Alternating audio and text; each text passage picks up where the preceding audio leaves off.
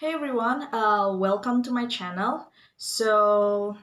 My name is Anindita, and I started this channel because maybe you guys can see in the headlines that I will talk about Bali, and not just in I mean, it's not from the perspective of expat or foreigner who visit Bali, but directly from the Balinese girl herself. I'm Balinese, and my name is Anindita. I think I said that twice. I'm from Bali. I born in Denpasar, but my parents are from Gianyar, so it's a district in Bali. And then just a little bit introduction about myself. Um, I'm a jewelry maker, also owner of my jewelry line, the creator. As you can see in the back is this is actually my studio where I do my jewelry. Um, and yeah, so I make jewelry. And also today I want to talk about Bali because it's where I came from. This is where so all of my life I live in Bali. I only going outside just to travel, so I never really live somewhere else, only in Bali. um so yeah, and why do I start this video? It's because there's a lot of video I think out there in YouTube that or other platform that they were introducing Bali, how is Bali life, and most of the time I found that they only review it or they only talk when it's about the foreigner lifestyle, which is not a totally pure Balinese lifestyle. And also I just want to share how beautiful actually Bali is and how is the people, especially our culture, our habit, our stuff. So, and also my husband. You guys probably know me mostly from my husband. He's kind of famous on Twitter. His name is Carl Za, and he also encouraged me to make this because yeah, I think people should know Bali a little bit more from Balinese people. I guess like from our perspective. So yeah, that's it. But I know that I notice, I really noticed even recently that not a lot of people know that Bali it's not a country. So it's a small island in the size of maybe Singapore. I should check on it. Um, it's not a country, guys. It's just a province. So in Indonesia, we are part of Indonesia. So Bali is in Indonesia. Bali is like a small grain of Indonesia. Like we are so small that almost unnoticeable in the map. So I will put on the map to show where Bali is in Indonesia. So Indonesia is a huge country, and we have five huge islands, and Bali is not the huge island in that five. Okay, so yeah, so Bali is part of Indonesia. Indonesia is so beautiful. There's a lot of places. So next time, if you guys come to Bali and saying like, this is so stupid. So I saw this one post. I don't know where it's from. I don't know if it's a meme or something. And the girl is just saying like, goodbye Indonesia and hello Bali. I mean, you're still in Indonesia, guys. So yeah, and then we in Bali, it's like wait, so in Indonesia, I told you like it has a lot of islands, like 13,000 islands, and we have so many ethnicity, and also we have different languages and even alphabet. What do you call that? Is that a letter of alphabet, the writing? So Bali has its own writing, which is Aksara Bali. we have our own rating. Maybe one day I will show you how it is. To be honest, I don't look like a Balinese. So a lot of people saying that I look like a Javanese people. It's from another island in Indonesia. It's next to Bali. So I look like them. Or people will guess that I'm from India. Like my husband guessed that I'm from India for the first time. Or maybe from Thailand. I don't know. So I'm Balinese, okay? I'm from Bali. I'm from Bali. Raga nak Bali nih. So that's that's a Balinese language, which I basically just saying like I'm from Bali. I'm a Balinese person. So, but not only that, like in Bali, there is so many other people who come to Bali and live in Bali, which they are not Balinese people, let's say. So yeah, we speak Balinese. We speak Bahasa for our national language, and then in Bali, you will find more people speak English because of the tourism. That's why we speak. Most of our people can speak English at least a little bit. You know, like if you go somewhere that they might know English a little bit, which is much easier for those who travel to Bali. But yeah, we speak our language here, and then about the people, it's not only Balinese people who live in Bali. Yeah, of course. Yeah, of course. I mean, um, also a lot of Japanese people coming here, also from Lombok, from Papua, from almost from all over the place in Indonesia, because the opportunity of the job. But a lot of people, a lot of when I say people, it's mean like a lot of foreigner, uh, thinking that all the Indonesian is a Balinese. No, it's not. But yeah, they're locals. They're locals from Indonesia. I also call myself Indonesian because I'm from Indonesia, which is I'm a local Indonesian. But yeah, you will see once you visit Bali, which you should visit Bali, but maybe not now because of the COVID. Uh, you will see the difference. Like in Indonesia, there's a lot of people, a lot of languages, and you will see when you come to Bali, there will be people who speak Balinese like me, and there will be people who speak Javanese.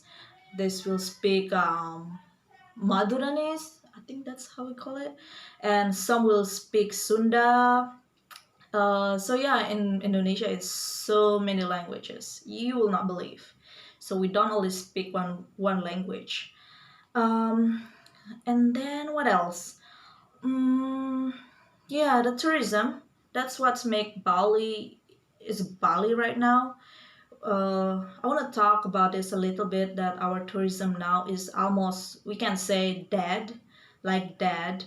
um, I used to, like I told you, I was making jewelry, and I used to selling my jewelry in a pop-up market, like a bazaar, or like a pop-up market on the street, and vendoring in some event.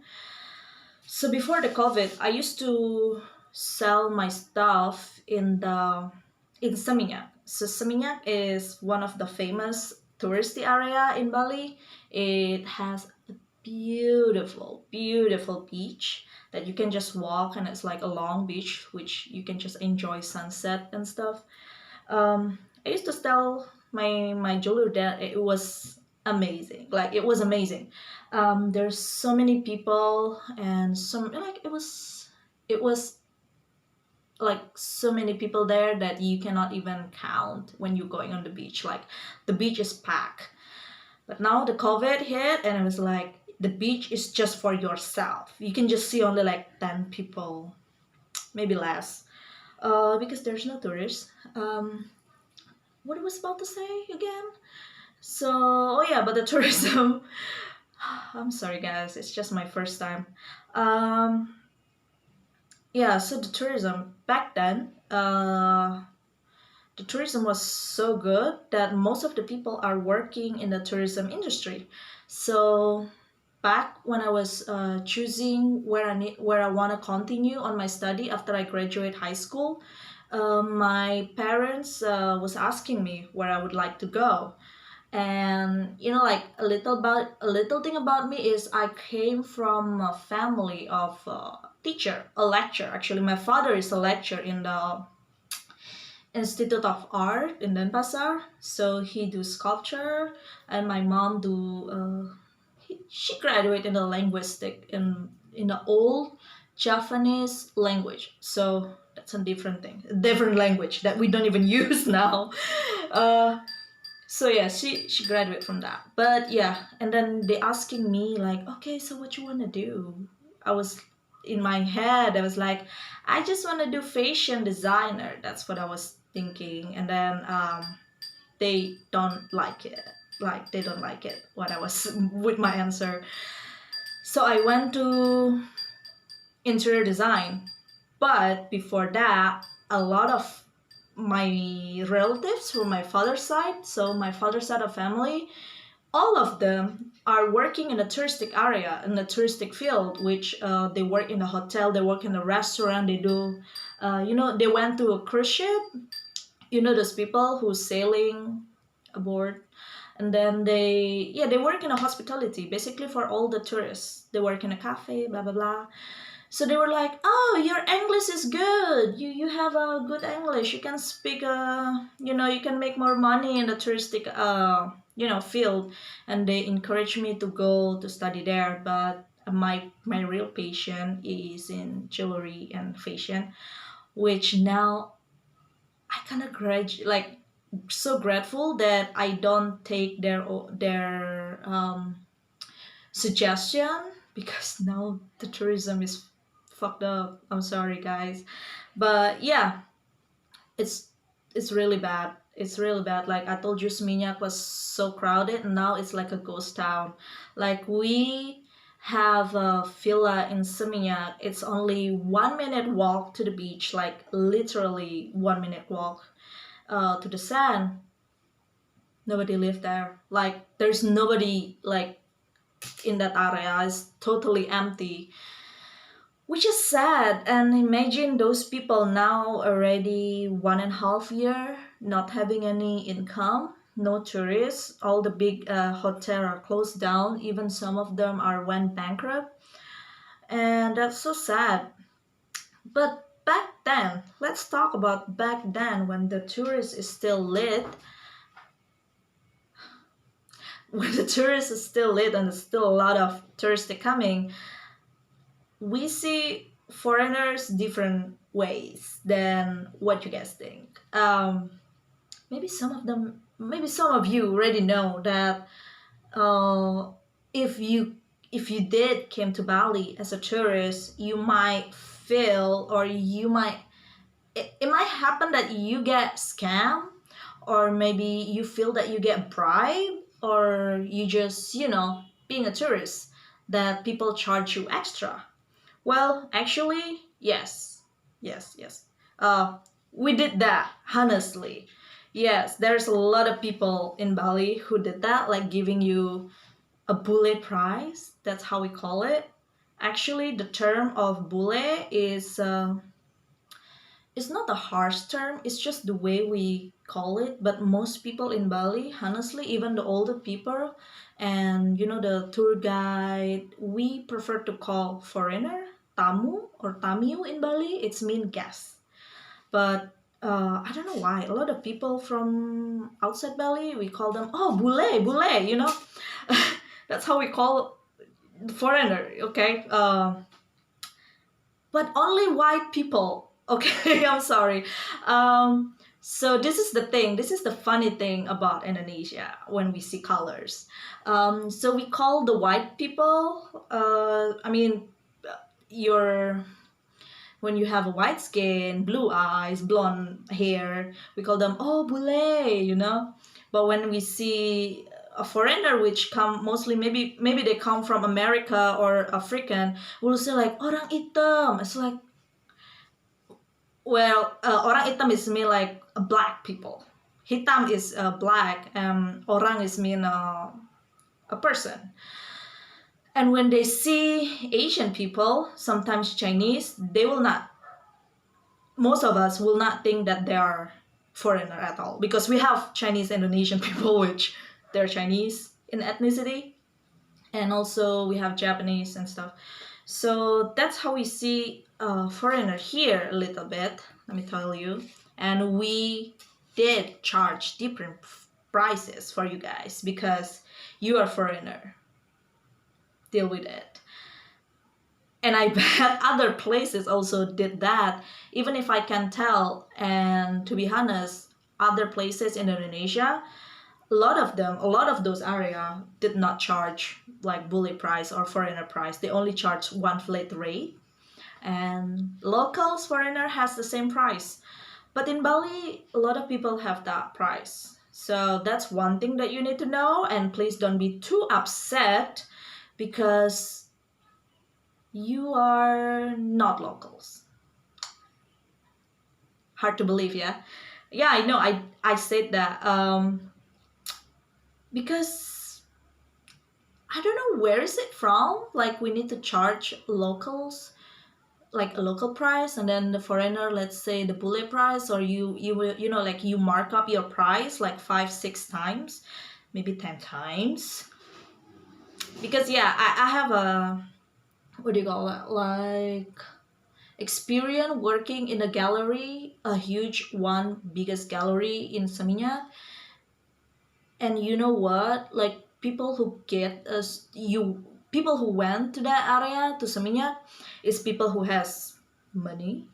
And I worked there for 3 months, you know, and I know the price of the you know the goods that they're selling, like the merchandise, the souvenir that they sell.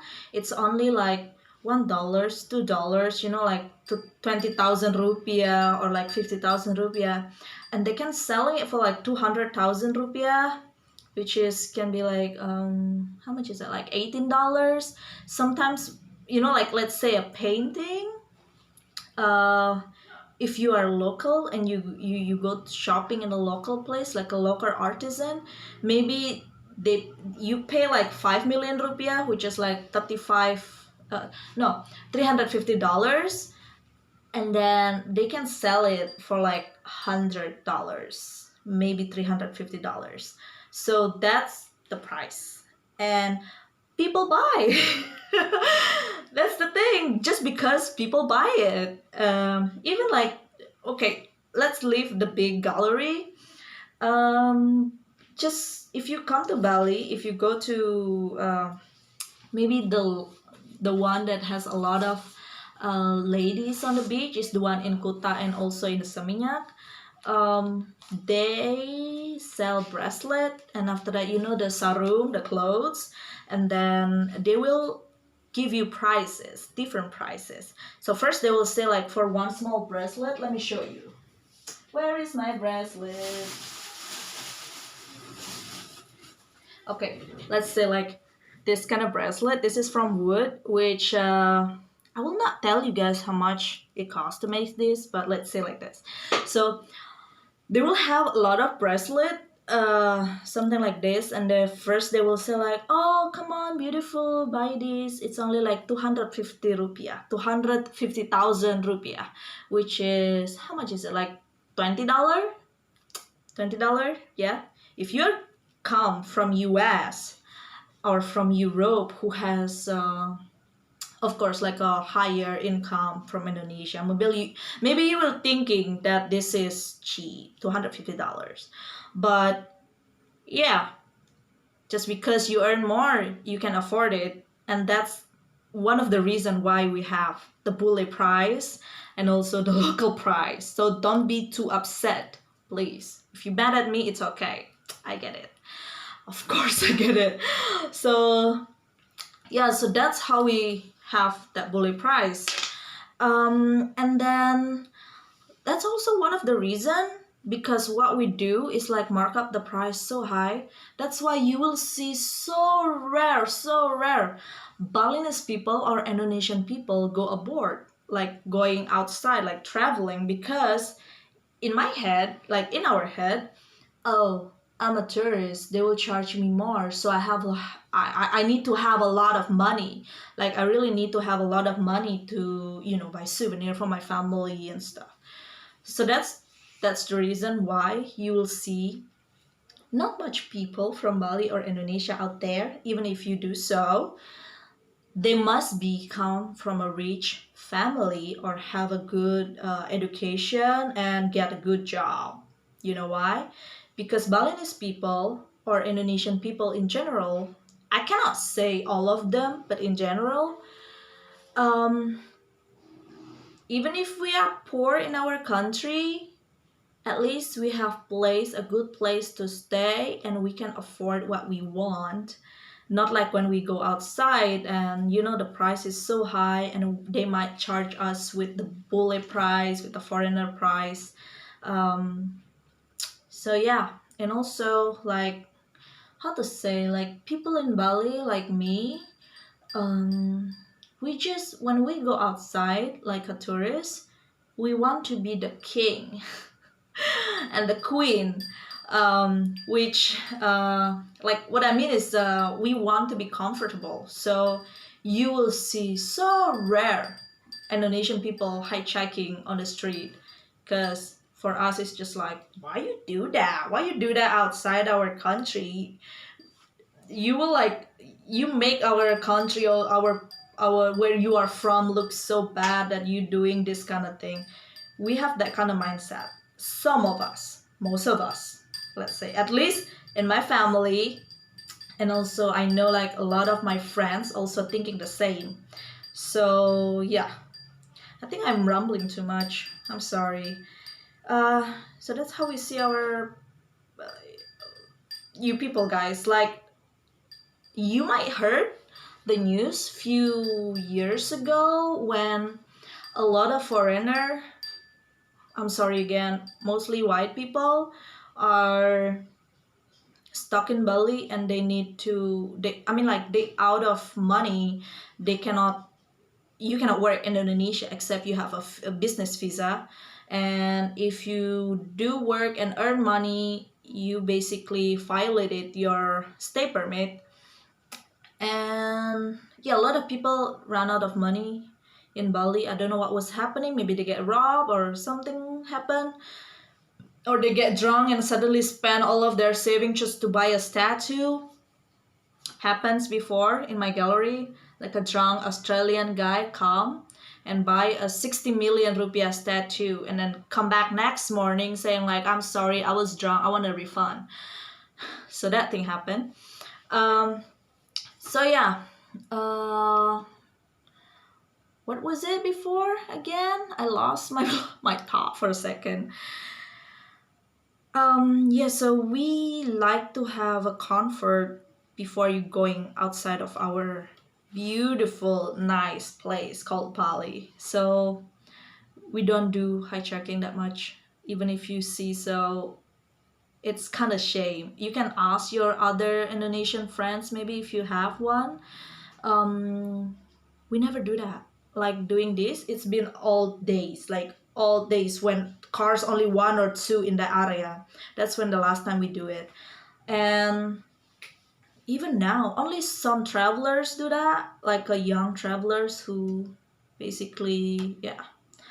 So that's our thought, that if you go having holidays, it means that you're rich enough and you have enough money to go travel and comfort, and you can coming back safely. So back again to the white people who do like singing and stuff. When we see them like hitchhiking and after that, doing art performance on the street, that's not legal in Indonesia. I'm sorry to say, it's illegal. You cannot earn money in a way of doing that on the street. Yeah, except you have the business visa, it's okay. And it's expensive to earn that business visa. So yeah, that's why sometimes we see like Balinese people or Indonesian people, when we see you guys doing that, we're like, bule kere. That's what we say. Maybe some of Indonesian understand that, like when I say, I'm sorry, I keep moving the table. Should not have put my leg there. Yeah, so it's me like a poor foreigner. So yeah, we don't travel when we don't have money. We stay home. Okay, people, stay home now because the COVID. Okay, let's continue about back again. Yeah, so Balinese people rarely going outside doesn't mean that we don't have money. No. We just spend it in something that you cannot see. Like now, so my baby is just turned 3 months a few days ago, and due to the national calendar, like the sun calendar, but in Balinese, we are Hindu, but our Hindu is a little bit different than the one in India. Like we know, Hindu is so flexible religion. You can ask people, other Hindu people. Sorry, I'll move a little bit. Okay. So yeah, most of us are Hindu, and we are Balinese Hindu. Different from Javanese Hindu, different from the Hindu in Kalimantan and other areas. So Hindu is so flexible and has its own culture depending on where you are. So anyway, Balinese and Hindu cost a lot of money. And I told my husband about that. And our son just turned 3 months, and we need to do the ceremony for him. Guess how much it costs? Well, that one is cost around $500 USD, 7 million. That's cheap. That's cheap for the level of the ceremony that we do. So yeah, I told you, and Balinese people are rich, but you cannot see where the money goes because all the goes to the ceremony. That's it. So yeah, that's also one of the reason why Bali so famous, because of the religion and the tradition that we have. So we do offering every day. We do big offering. We do the big ceremony, this and that, and it costs money. And once you know the price, you will be like, why you spend so much money for God? I ask myself that same question every fucking day.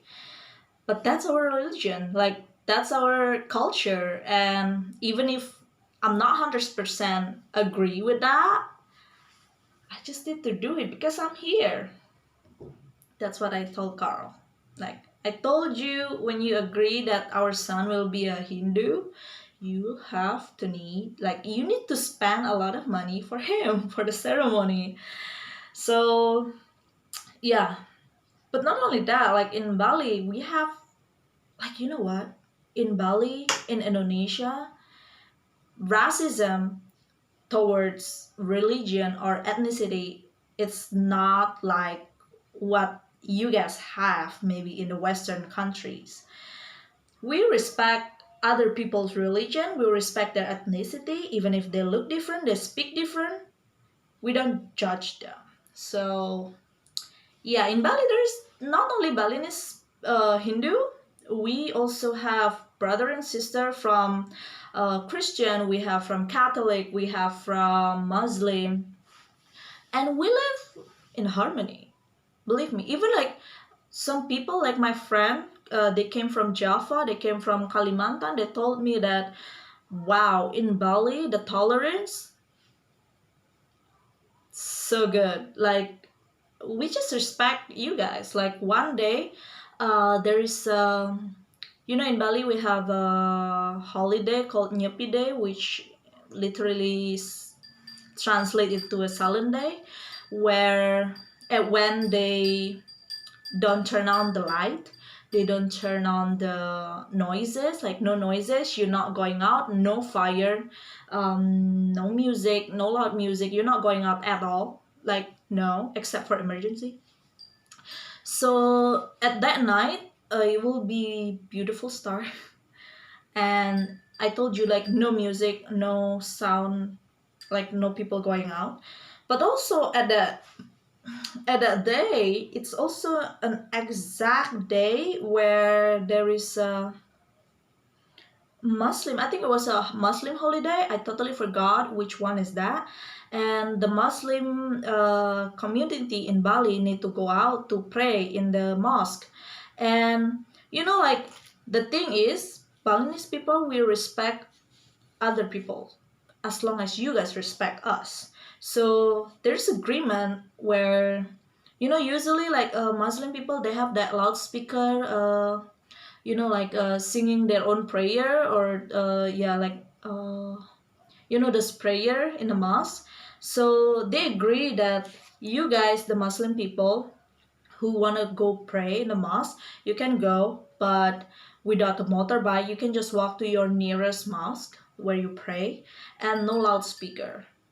So that's where our tolerance is. So we both respect each other. Like those two religions should respect each other. Also, the same thing with Christian, and also with with the Catholic. We have Buddha, we have Konghucu here. So it's amazing. I can say that it's amazing. I even like went to some places in Indonesia, and I can tell, even if I'm biased, I can say like Balinese, it's so tolerant as long as you don't fucked up with us. If you fuck me up, oh, I shouldn't say that. Shoulda, okay.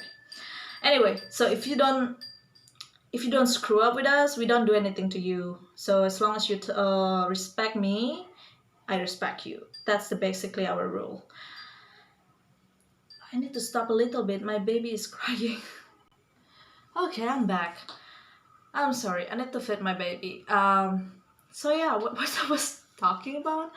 So yeah, Balinese people are so tolerant to other religion and other people. So yeah, let me make it short that our religion and ceremony is the most like the main expenses in our like what do you call it, our economy. And yeah, we spend a lot of money for our ceremony and also our tradition.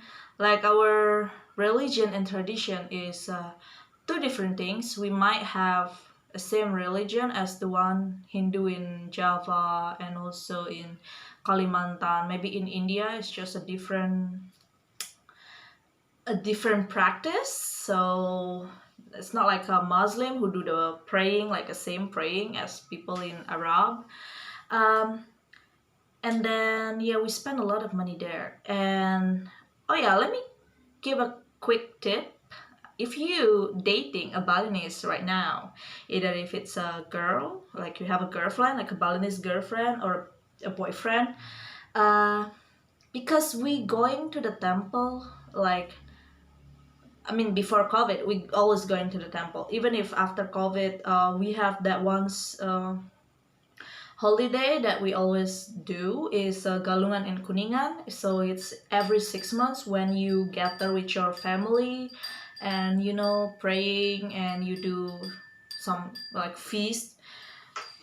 A little tip, how to make your partner happy, like giving a gift. You can give them a clothes like a fabric for them to make them kabaya for the girls, and for the boy you might give your boyfriend the headdress. It's called udang, and I bet they will be happy because those things we spend a lot of money for that. Like we like to dress nice when we go to temple, so if you give them that, I bet they will be happy. Thank me later. Oh, if you want to know where to buy, just DM me. Anyway, so yeah, what I was talking about before, like our religion, I already talked about that. Maybe if you have any question later, just put down in the comment section, or you can go to Twitter and tweet, or what do you call that, DM, like a direct message to me.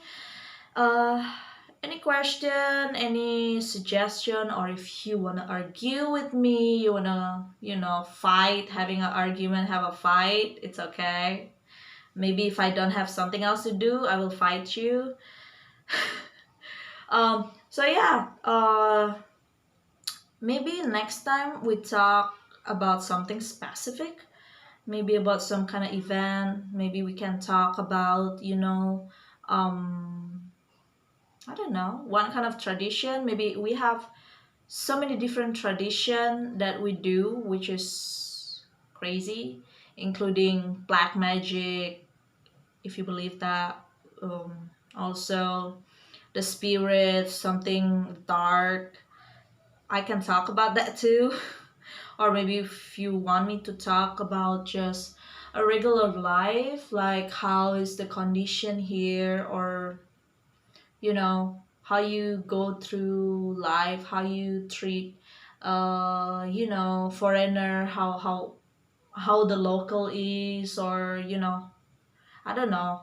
I don't know what you guys want to hear. I just want to share, but I need somebody to tell me like what they want to know, like, because there's a whole bunch in my head. um so yeah, don't forget, if you like it, you'll click that like button. If you don't like it, it's okay, I don't mind. uh, if you want to share this video with your friend, I will really really thankful, especially for you guys who wants to go visit Bali. Maybe not at this moment, or maybe if you want to talk about that, how you going to visit Bali, we can talk about that in a legal way. And also, maybe you cannot come visit Bali if you just want to be a tourist. Better not. Stay home, stay safe. Um, so yeah, comment down below what you like to hear next time. Because at the moment, like I only have this, like what I need to talk. So basically, just saying what is in my head. So I'm sorry if it's too much, like going there, there, there, there. Or maybe if you wanna see me doing my jewelry, maybe some of you already see my website and what I'm doing, and maybe I can show you some of my jewelry. I don't know. If you wanna see me making the jewelry, it's okay. Maybe I can try it next time. So I need some input. What I need to do. If you hear the dog barking, it's not my dog. It's the neighbor's dog. So I'm sorry for the loud noises. Yeah, I think that's it. If you like it, don't forget to subscribe to my channel. And then if you like to see my jewelry, maybe I can show it next time. I will do it. But go to my online store. It's on BaliEarthSoul.shop.